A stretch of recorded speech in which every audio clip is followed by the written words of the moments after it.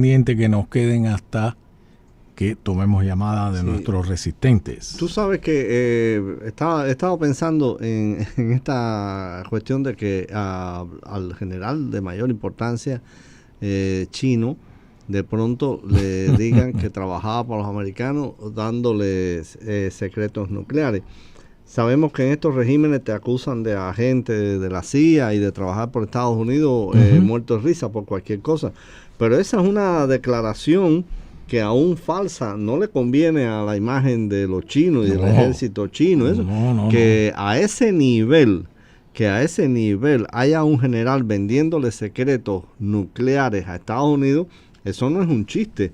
Y te da una idea de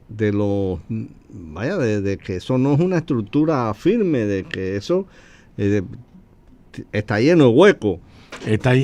Que esos regímenes están llenos de huecos, porque llévalo al caso venezolano. Es decir, sigue la insistencia de que la operación contra Maduro no hubiera sido totalmente exitosa sin información sensible de inteligencia que fue recabado por los servicios americanos en cuanto a su movilidad, lugares, etcétera. Exacto. Entonces quiere decir que lo que quiere decir es que los servicios americanos volvieron a funcionar como eran. Acuérdate que desde el principio de la operación decían, incluso antes de la operación, que había elementos de la CIA dentro del gobierno que estaban colaborando. O sea, en fin. Y todavía se dice. Ahora, ¿aplicará para el caso cubano? ¿No? Bueno, a eso viene yo. Sí, ¿Tú crees que la CIA no se debe haber acercado a algún cubano? Yo siempre creo que sí, aunque ha habido sus críticos en los últimos años que la agencia había perdido su oportunidad de trabajar en el campo, como se dice en el lenguaje, después del episodio dramático, trágico, criminal contra diplomáticos norteamericanos y canadienses, nunca lo olvido, en La Habana, el famoso síndrome de La Habana, cuando Estados Unidos desplegó una amplia actividad en La Habana, y parece que yo sigo pensando que fueron los rusos. Hay mucha evidencia ya, las propias víctimas lo han señalado, han estado en el Congreso, etcétera. Ahora, si eso es así, a mí me dijo una vez un antiguo oficial, un veterano y amigo, me dijo: yo siempre recluté, así me dijo, a gente que no estaba feliz. Para mí la gente feliz no era materia de reclutamiento. Estoy hablando de un tipo que llegó a desmontar el programa nuclear libio a principios de los 2000. Y me dijo lo siguiente: ¿por qué a la gente que no están felices? Porque tú le tienes que brindar una esperanza, una salida. ¿No? Entonces, en el caso cubano, ahí es donde quiero llegar. Esa estructura compleja, militar, de los cuerpos de seguridad, ¿cómo le llamas tú? Las familias alrededor de... Las familias vasallas. Alrededor de Raúl Castro, que han formado una estructura de poder distinta al caso venezolano. Esos tipos, algunos de ellos debe tener dos dedos de frente y pensar, bueno, ¿y cuál? Raúl Castro tiene 94 años. ¿Cuál es mi mañana? El mañana de mis hijos, de mis nietos, de qué salida hay cuando este régimen ya no produce ni... Olvídate desde el punto de vista ideológico, vamos a dejar la ideología al lado. Desde el punto de vista práctico, un general de ese rango que diga, ¿el sentido de mi vida para cuál es? ¿Para un fracaso? Claro. Por ejemplo, ahorita Penkovsky, ¿te acuerdas de aquel coronel de la inteligencia soviética que a principios de los años 60 le pasó información primero al MI6 británico sobre la locura del programa nuclear soviético en épocas de Nikita Khrushchev? Que el tipo dice, el tipo fue quemado, fue fusilado y quemado. El tipo decía, oye, yo no soy un traidor a mi país. Claro. Yo lo que no creo es que la locura de estos señores, de los Nikita Khrushchev, la corrupción, que lleven al mundo al borde de un cataclismo nuclear, como lo quiso llevar Fidel Castro en la crisis de los misiles del 62. Entonces, estos generales que están en Cuba, coroneles, mandos medios, gente del Partido Comunista, que dicen, ya aquí no hay salida. Ahí es donde está. Que no solamente hay que contemplar la posibilidad de que la CIA se le haya acercado u otros servicios. Algunos de estas, exacto, sino de que también ellos pueden haberse acercado por modo propio. También. Y no, lo hemos dicho aquí nosotros, no pasa inadvertido que la declaración contra Gil Fernández, entre otras, era que era agente de la CIA. Sí, o sea, la acusación que hizo el régimen es que trabajó para... Que lo acusaron de espionaje, nunca pudieron probar nada, nunca nada. Entonces, el asunto de fondo es lo que tú señalaste en un programa la semana pasada, el sentido de supervivencia. El sentido de supervivencia. El sentido de supervivencia. Y de mantener lo poco que tiene. Que por cierto, que en las noticias estas que salieron de Trump y dando a conocer lo del discombobulator. Vaya nombre, ¿no? Salió también en la noticia que leí la información de que durante la administración Biden habían comprado un arma secreta en varios millones de dólares. 8 cifras, decía. Que la estaban estudiando.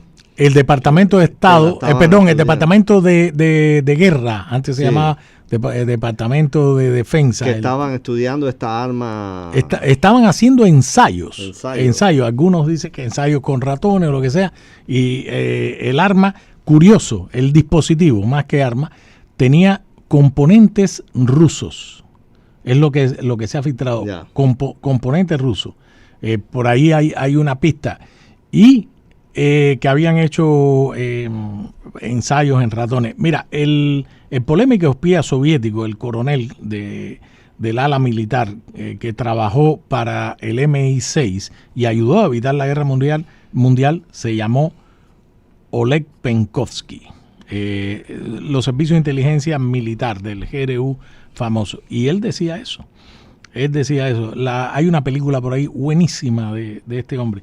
Yo no dudo que en Cuba tenga que estar pasando lo mismo, seas, como dices tú, de manera proactiva de los servicios de inteligencia, no solo norteamericanos, occidentales, y también esos tipos que se acerquen a las embajadas, a los servicios de inteligencia. Hubo una época, no sé si te acuerdan, que los servicios españoles estaban muy activos. Oh, sí, el CNI, que después entraron rápidamente en conflicto con ¿quién? Con Pedro Sánchez. Que los desarticularon. En la época curiosamente, fíjate, en la época todavía de Zapatero tenían una presencia importante y los retiraron de La Habana. Sí. Curioso, porque ahora que Zapatero ha sido señalado precisamente con Delcy Rodríguez, con la corrupción venezolana, me llama la atención eso. Pero el punto que tú has señalado es central, Andrés, porque de alguna manera tiene que venir la fractura de ese régimen. Incluso con los discursos esos risibles de Díaz-Canel, de la guerra de todo el pueblo, de ensayando ejercicios militares para la galería, porque algo tiene que estarse moviendo bajo las aguas. Porque Cuba tiene que haber un mañana para esos tipos también. Fíjate, hace una semana y pico Trump dijo una frase que se me ha quedado grabada en la cabeza, que es que él lo pone en el caso, cuando estaba explicando el tema venezolano, él puso el ejemplo de lo que había pasado en Irak en el año 2003, que en 13 días el ejército norteamericano, en 13 días, llegó a Bagdad, y tomó aquello. Y la frase de Trump fue la siguiente: ganamos la guerra pero perdimos la paz. O sea, él hizo la analogía cuando desmontaron las Fuerzas Armadas. Que no fue buena idea, No fue buena idea porque después, de ahí nació ISIS. De ahí nació primero otro brazo de Al-Qaeda. Sí. Incluso nació también, ¿cómo se llamaba aquel que volaron con un dron? Abu Asi. ¿Te acuerdas? Ese tipo le montó y al Bagdad y al-Zawahiri y todo eso. Bueno, al-Zawahiri, claro, estaba. Al-Zawahiri no lo han cogido, ¿no? No, sí, claro. ¿Sí? A Ayman al-Zawahiri lo mataron en Afganistán. Ya. Era el número 2 de Al-Qaeda y además era el cerebro de Osama Bin Laden. Pero en el caso cubano, yo creo que esa gente tiene que estar esa gente va y echa gasolina y hace cola, y, o sea, los mandos medios, y se les va la luz, y no tienen que comer, y no tienen agua, y tienen hijos. Ahí es donde está la base para fracturar ese régimen, ¿eh? Exactamente. Lianita, tenemos que ir a la pausa. ¿Sí o no? Está bien, sí. Bueno, que antes que toquen la campana. Si quiere, le abrimos un poco a la resistencia. 305-285-1260, 305-285-1260. Han estado comentando a través de la línea. Buenísimo, que tíranos ahora unos cuantos comentarios que tengan por ahí. A ver. Dice, buenas tardes, Resistencia. Bueno, era al principio que decía que estaba de acuerdo con Cosío. Dice, cuando lo de Floyd, un joven republicano llamado Kyle Rittenhouse llevó un AR-15 a las manifestaciones y mató a una persona y en el juicio salió no culpable. Es cierto. Sí, que lo iban a matar a él también. Es cierto. Sí. Vamos a la pausa y regresamos rapidito. Vamos a la pausa.